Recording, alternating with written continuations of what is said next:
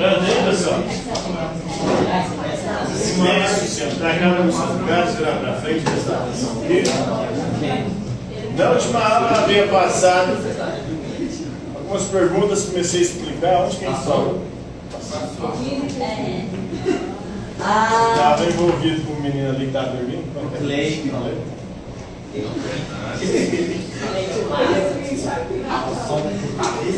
Próximo. Qual a questão de balança? Quem estava aqui?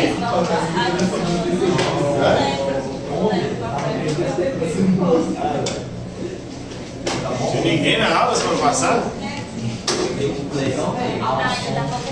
Ele estava dormindo.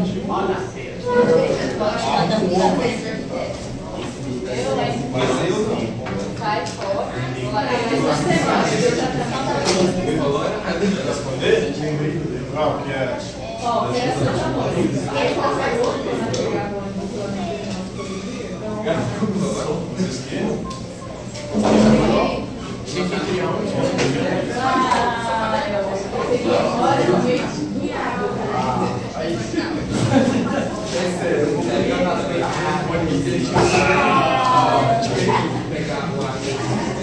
Pessoal, pronto aí então?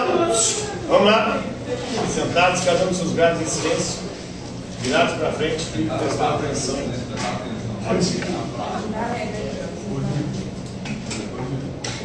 Então faltavam as 3 últimas questões. A antepenúltima é quem foi Montesquieu, né?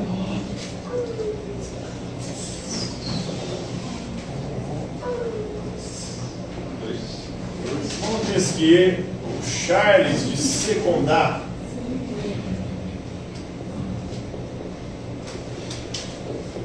também conhecido como Barão de Montesquieu.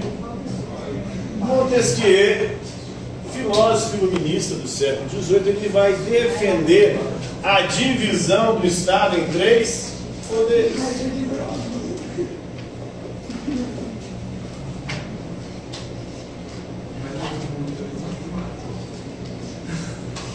Por que ele queria a divisão do Estado em 3 poderes, Montesquieu? Ele estava aqui criticando o absolutismo. Segundo Montesquieu, o poder corrompe. O poder absoluto corrompe absolutamente. Quanto mais poder alguém tem, maior é a corrupção que pode ser produzida por essa pessoa que tem esse poder. No absolutismo, todos os poderes concentravam-se nas mãos dos reis.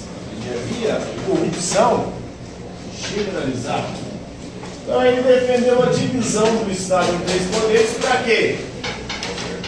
Para diminuir a concentração de poder, diminuir a concentração, diminuir o poder de corrupção. Júlio é o vaso. Beijo, tá bom, sim. Sermão dela, hein? Vai, seu pai.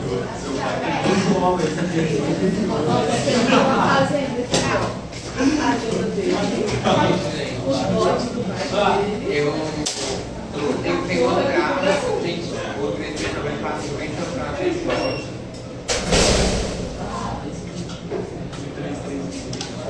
Então, ao dividir os poderes, consequentemente, segundo Montesquieu, você diminuiria o poder de corrupção de cada um dos poderes. Quais são os 3 poderes do Estado?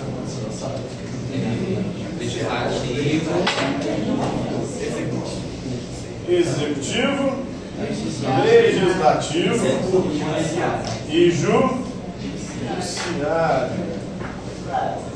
Qual que é a função de cada um desses poderes?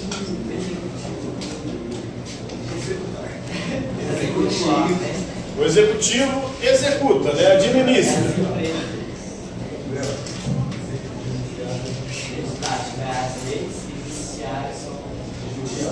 O legislativo faz as leis. O judiciário julga conforme as leis. Então o executivo ele executa e administra conforme as leis. O legislativo legisla, ou seja, faz as leis. O judiciário julga conforme as leis. Os caras estavam meio errados em sorteio. Acho que no Brasil dividido tá uma foto. Pois é, ele não contava com o Brasil, né? Porque, teoricamente, isso aqui daria certo. Porque cada poder teria uma função e cada poder fiscalizaria um ao outro. Só que no Brasil, os três poderes se reuniram contra a gente. Em vez de um fiscalizar o outro, não acontece isso. Quem que é o executivo do nosso país? O executivo.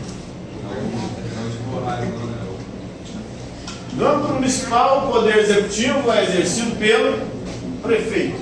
Prefeitos e os secretários. No âmbito estadual, o executivo é o governador e seus secretários. No âmbito federal, o executivo é o presidente e os seus ministros. Aí executa e administra, né?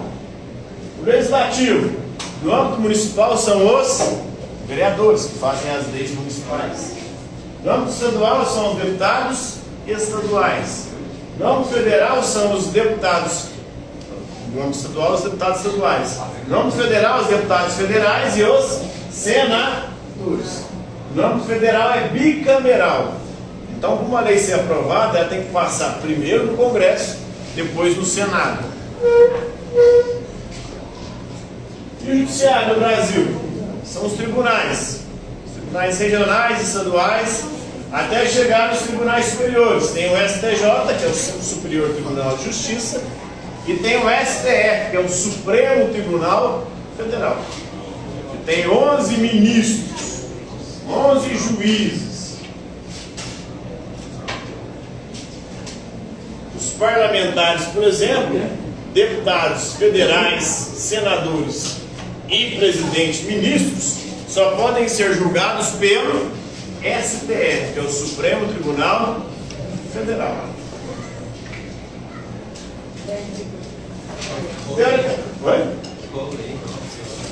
Teoricamente, cada um desses poderes deveria fiscalizar os outros. O legislativo deveria fiscalizar o executivo e o judiciário. O executivo fiscalizar o legislativo e o judiciário. Tem o Ministério Público, que é do poder executivo, fiscaliza o legislativo e o judiciário e pode apresentar denúncias contra esses poderes. O judiciário deveria fiscalizar o legislativo e o executivo. Mas é quem tem foro privilegiado, que são deputados, senadores, ministros e o presidente, acabam que não são condenados. Porque o Supremo raramente julga e prende alguém menos, a não ser que tenha sido pegado ou pego a boca na botina. Então essa é a divisão dos três poderes, segundo Montesquieu. Seria o modelo ideal para ele, para que assim a corrupção diminuísse. Aí veio o Brasil e atrapalhou a porra toda. Porque os três poderes, em vez de um fiscalizar o outro, eles se reuniram para poder assaltar o povo brasileiro. Qual desses três poderes aqui é o mais poderoso?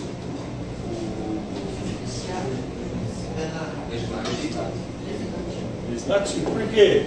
O executivo só executa e administra conforme as leis. O judiciário só julga conforme as leis. Quem faz as leis? O legislativo. Mas a gente tem a mania de achar que o poder mais poderoso é o executivo. A gente acha que é o prefeito que manda, a gente acha que é o governador que manda, a gente acha que é o presidente que manda. Na verdade, tudo que o executivo vai fazer tem que passar pelo legislativo. Se o prefeito não tiver a maioria de vereadores a seu favor, ele não consegue aprovar nada. Se não aprovar, ele não governa. E ainda, o legislativo, os vereadores podem derrubar o prefeito, fazer o impeachment dele. A mesma coisa no Estado. Governador, se não tiver maioria de deputados estaduais, ele não consegue governar. A mesma coisa o presidente, se ele não tiver maioria, ele não consegue governar. E é por isso que acontece no Brasil. Ontem, Lula conseguiu aprovar a taxação de grandes fortunas. cobrar imposto dos milionários brasileiros, que tem dinheiro em paraíso fiscal. Como que o Lula conseguiu isso? O Lula conseguiu. Teve que passar pelo legislativo. Aí ele teve que comprar o legislativo. Como é que ele comprou o legislativo? O Arthur Lira, que é o presidente do Congresso, o que ele fez? Falou, Lula, eu acho que não dá para passar isso aí não. Qual vai ser o faz-me que você vai mudar aí? E o Lula acabou entregando para o Arthur Lira a Caixa Econômica Federal, que é um banco público. Pode esperar que daqui a um tempo vai sair um monte de corrupção na Caixa Econômica Federal. Foi assim lá em 2003. Lula foi eleito em 2002. Em 2003 ele começa a governar. Para ele ter maioria e conseguir aprovar os projetos, o que ele fez? Criou o mensalão. O que era o mensalão? Pagava uma mensalidade para os deputados votarem a favor dos projetos do PT. Como é que pagava essa mensalidade? Ele entregou os Correios na época para distribuir cargos para esses políticos. Os políticos começaram a roubar os Correios. Aí nós temos o primeiro escândalo de corrupção da era PT. Aí depois vem a Dilma. A Dilma, para comprar o Congresso, o que ela fez? Entregou a Petrobras para a galera. Aí veio o a Lava Jato. Escândalos de corrupção. Bolsonaro, para governar, o que ele fez? Como que ele comprou o legislativo? Orçamento secreto. Tinha um orçamento secreto, que era a liberação de verba do executivo para o legislativo, e que ninguém sabia para onde que ia esse dinheiro. Mas descobriu-se alguns casos, como cidades no interior do Maranhão, onde pessoas arrancavam dentes, e arrancou-se tantos dentes na cidade, mais dentes do que tinha de população na cidade. Ou seja, não estava arrancando dente porra nenhuma, estava só fazendo o registro lá para pegar o dinheiro, o dente arrancado, e não sabe para onde foi esse dinheiro. O caboclo lá pegou o dinheiro, um dos parlamentares do Maranhão, e construiu uma estrada asfaltada até a fazenda dele. Tirou mais raio-x do que tinha habitante da cidade, então não tem mais, né? Esse modelo aí. Esse é o orçamento secreto. Foi assim que o Bolsonaro conseguiu ter maioria e governar. E é assim que vai continuar sendo, infelizmente, no nosso país. Né? Quem vem de um fiscalizar os outros, o judiciário. Está fazendo alguma coisa? Aí tiraram a Dilma, o legislativo fez o impeachment executivo da Dilma. Aí pegaram um áudio do Romero Jucá, que era senador do legislativo. Falou, vamos fazer o seguinte, o povo está tudo puto. Vamos acalmar o povo. Como é que a gente acalma o povo? O povo está na rua de impeachment da Dilma. Vamos jogar ela de rua de piranha, né, num bode expiatório, tira ela, aí a gente coloca o Temer no executivo. E já está tudo combinado com o Supremo. Ou seja, os três poderes combinados para tirar uma governante e continuar toda a corrupção. Então troca. A galera votou no Bolsonaro achando que o Bolsonaro ia acabar com a corrupção. O povo é iludido. O povo brasileiro é muito iludido. Nunca vai acabar isso. O próprio Bolsonaro estava há 30 anos mamando na teta do governo. Mais de 30 anos. Imaginar que um sujeito desse vai acabar com a corrupção tem que ser muito infantil. Ou tem que fazer uma lavagem cerebral muito grande na cabeça do cérebro. Acabou com isso.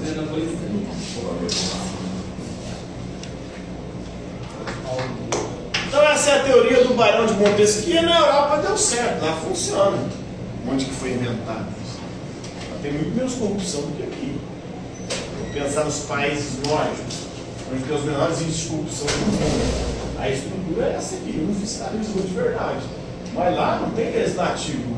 O executivo, os caras vão trabalhar, vai para o congresso deles lá, para o lugar onde eles atuam enquanto políticos, bicicleta, vai de metrô. Não tem salários tababesco, não tem uma equipe gigantesca, onde o cara finge igual o Bolsonaro fazia nas rachadinhas, né? Ah, ele tem dinheiro para contratar não sei quantos assessores. Aí ele contrata assessor fantasma, que nunca vai. Aí o que ele faz? Ô, me dá o seu nome aí, que aí eu te dou um pedacinho dessa salário, que essa me devolve. Aí o sujeito ia lá, né, pegava, sacava o dinheiro, nunca tinha ido, bateu o cartão, era funcionário fantasma, mas ele sacava o dinheiro, até sacar o dinheiro, ele pegava uma parte para ele, porque ele estava dando o nome dele, e a outra ele devolvia para o Bolsonaro, os filhos do Bolsonaro. Isso é um esquema de rachadinha. É corrupção, né? É merda. E não é exclusividade de um partido. Né? Ah, o PT, não é só o PT, não tem partido nenhum, não tem político, não tem quem lá esteja, de alguma forma não compactue com esse sistema. Que no Brasil não funciona, mas lá fora funciona. Tem muitos países onde funciona. Então o problema é o povo brasileiro. Porque nós que elegemos esses caboclos e acreditamos mesmo. E ainda defendemos eles e brigamos por causa deles.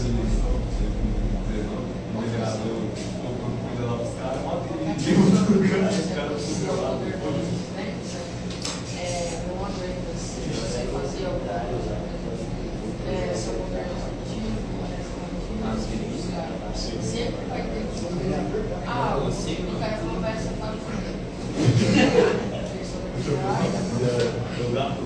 Tem que passar pelo legislativo. E aí, para se aprovar, o que o legislativo faz? Chantageia. Eu só aprovo se você me der o que eu quero.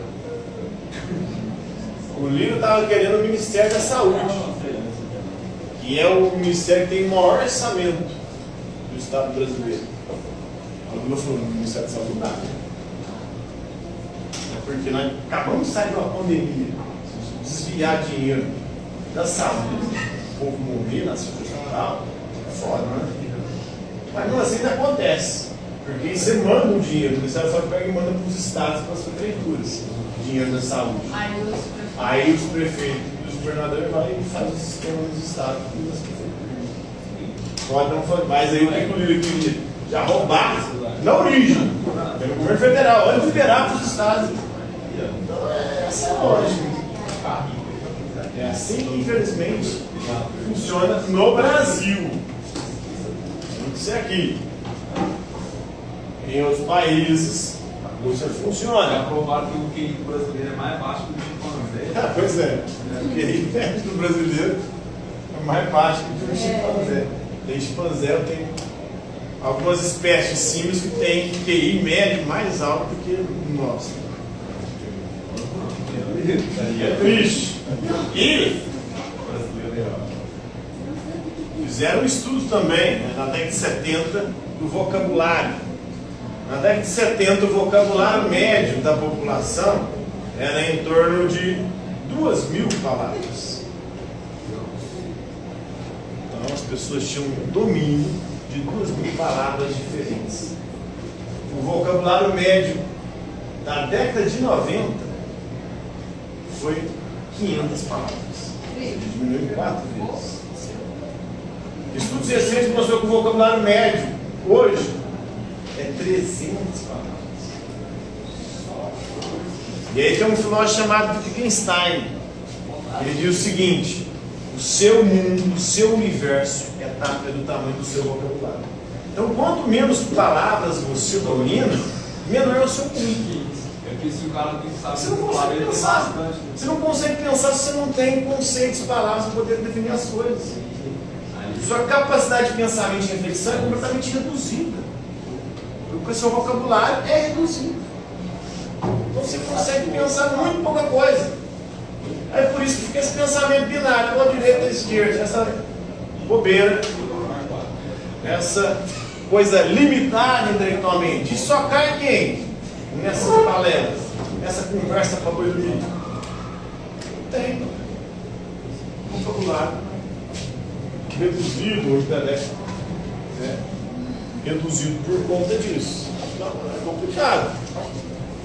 E os políticos se aproveitam disso. Eles usam o povo como massa de manobra. Para eles é interessante que a população esteja dividida e que tenha idiotas úteis prontos para poder defendê-los e até brigar por causa deles. Quanto mais limitado intelectualmente for a população e o povo, mais fácil é você manipulá-los. Essa é a lógica do poder. Próxima questão. Qual professor? Não sei, esse é 13, né? 13. Agora vai para 14. 14 é o Voltaire, não é? Quem foi Voltaire? O que ele defendia? Voltaire. O François.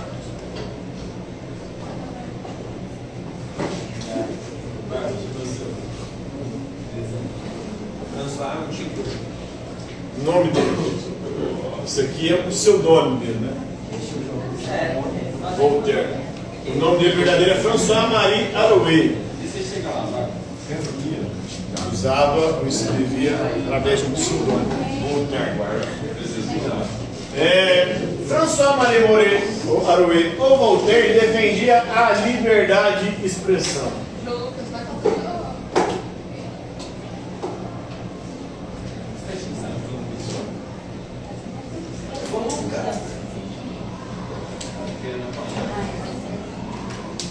A biógrafa dele, ao escrever sobre a vida e a teoria de Voltaire,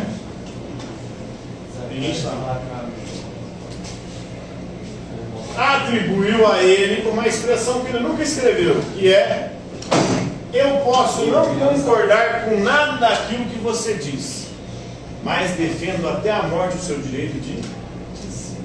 Ele era um defensor aí da liberdade de expressão, da tolerância, da convivência com a diferença.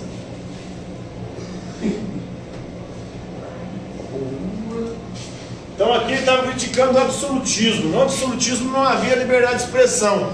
Se você falasse algo que desagradasse o rei, ele podia mandar te matar, te prender ou tomar os seus bens. Não tinha tolerância por quem pensava diferente.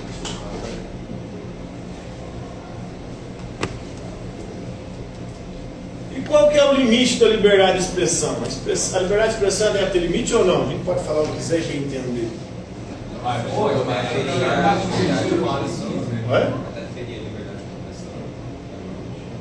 liberdade de expressão ela tem limites, né?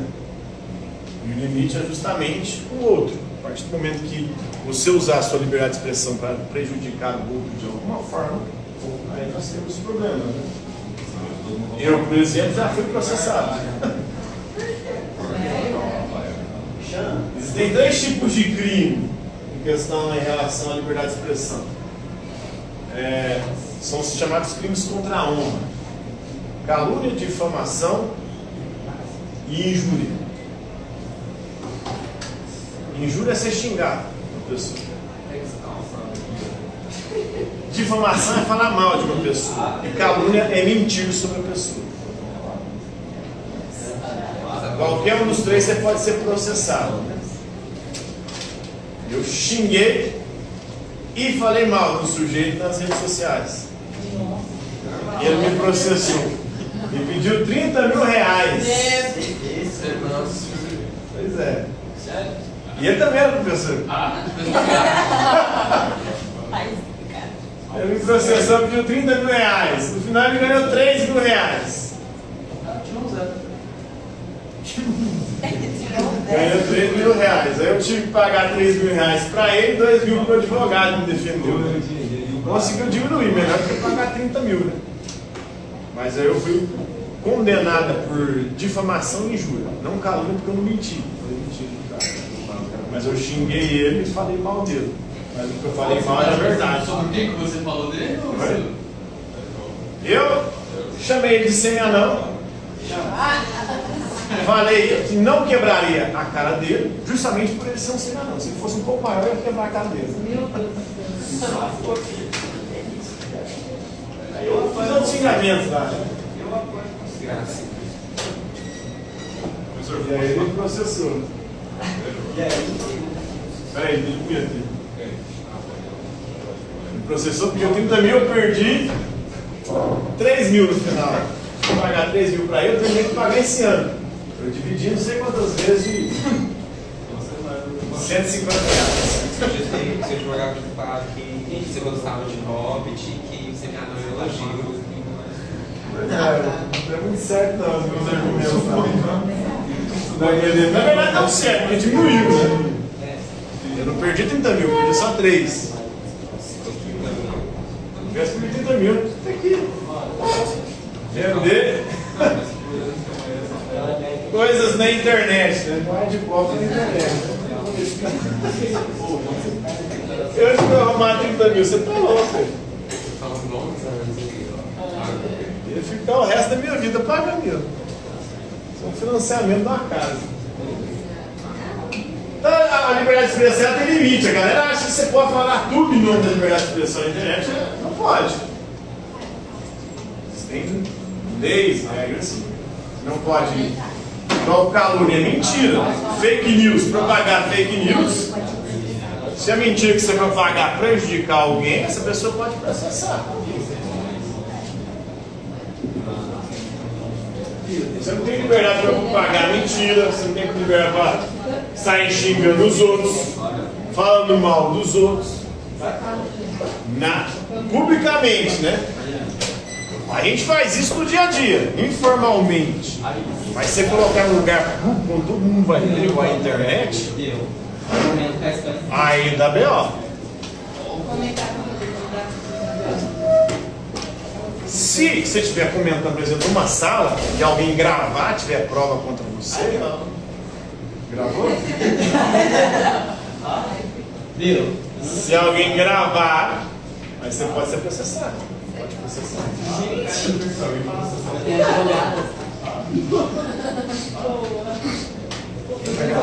Então o negócio é você falar em público, né? Difamar a pessoa em público, xingar a pessoa em público, né? Quem jura, ofender a Oi? Xingar é injúria. Xingar é ofender, né? Injúria. Você tem injuriar a pessoa. Perdi. Eu xinguei um cara na internet e falei mal dele. Eu postei, né? Na verdade, eu trabalhei com ele como professor, porque eu trabalhei. E ele era meu superior. Ele pediu 30 mil reais de indenização. Tanto dinheiro que eu posso ganhar por causa do povo falando que eu molesto as crianças da tarde? Pode.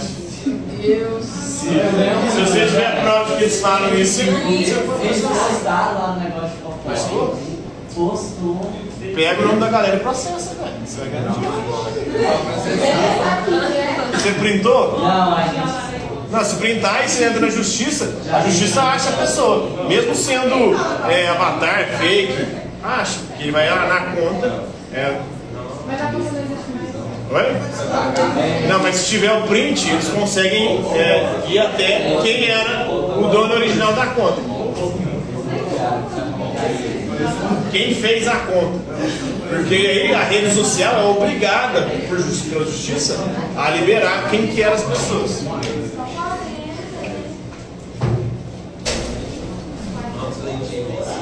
Quem tiver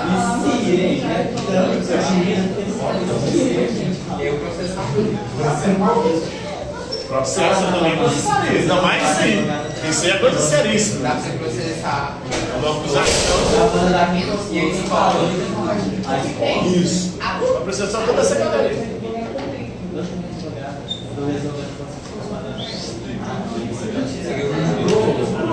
Então, se fizer isso com você, printa. Finalmente você pagar uma energia. O caboclo pintou e eu me ferrei. Me fudi, né? Até hoje. Enquanto assim. Próxima questão.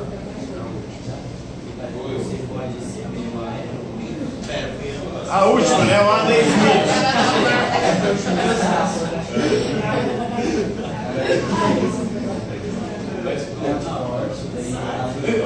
Quem foi Adam Smith? Filósofo irlandês que defendia a liberdade econômica.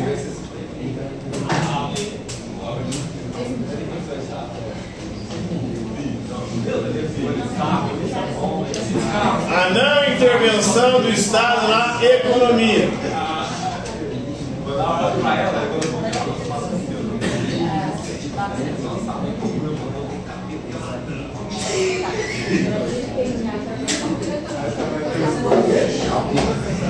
A economia, segundo Adam Smith, deve ser regida pelas leis de mercado e não pelo Estado.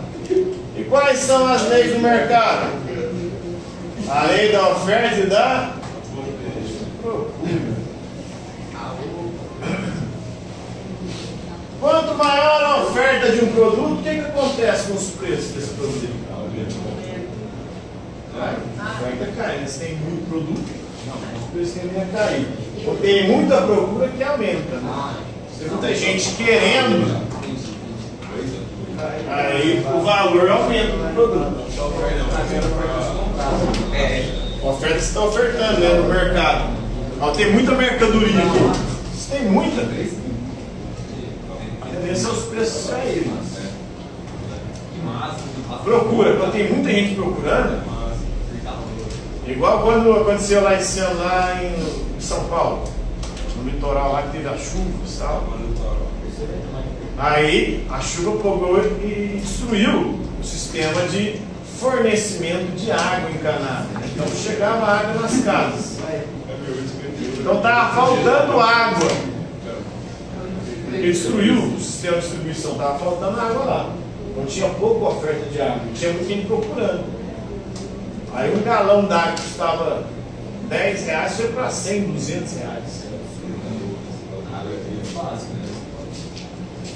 Aí muita gente falou que isso era imoral, né? Mas para o Adam Smith não é imoral, porque é assim que funciona o capitalismo. Se está faltando, quem tem mais dinheiro vai conseguir comprar, quem não tem vai se lascar. Porque não está tendo água suficiente. Vai lá distribuir para todo mundo. Não, vai distribuir para quem consegue pagar mais.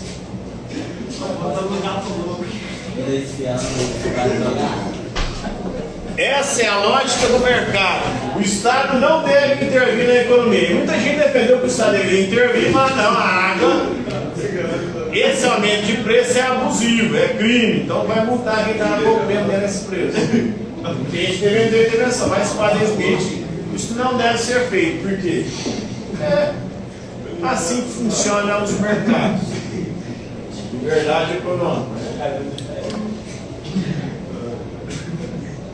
A lei da oferta e da procura. Então aqui ele fala contra os mercantilistas que defendiam a intervenção do Estado na economia, como Colbert, e era contra os fisiocratas. Para os fisiocratas, como Kennedy,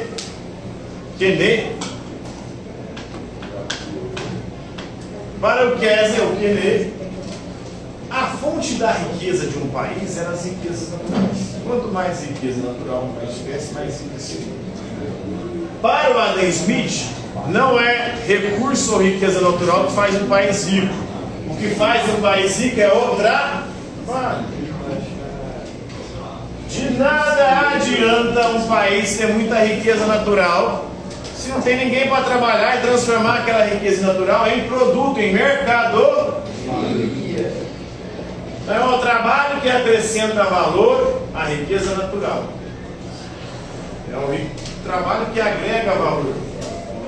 E quanto mais sofisticado for o trabalho, mais valor terá a mercado.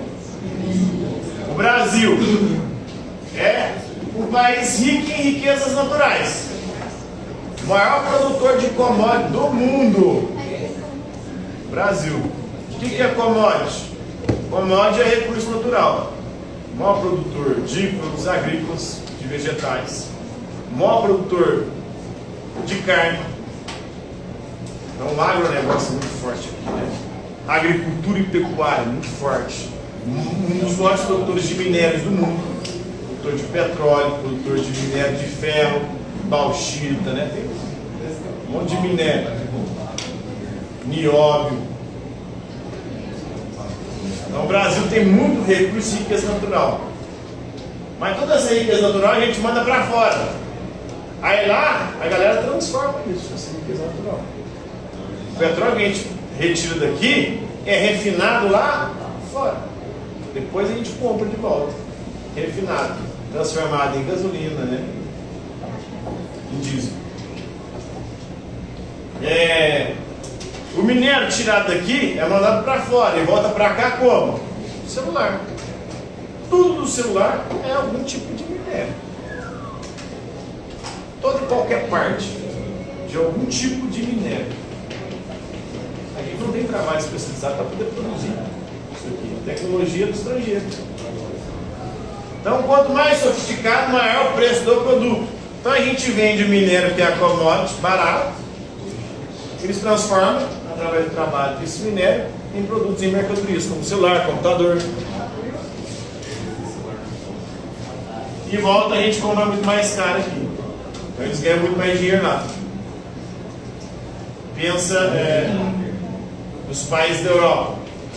Inglaterra, França, tudo rico, país rico. Mas não tem recurso natural praticamente nenhum. Não tem minério, não tem agricultura, não tem pecuária, criação de animais, para carne. E aí? Mas eles têm mão de obra especializada, trabalho, que produz as mercadorias com maior valor agregado. O Brasil investe em educação, em ciência e tecnologia. Aí a gente fica atrasado, só vendendo coisa barata e comprando muito mais caro depois. Exatamente. Vai orar?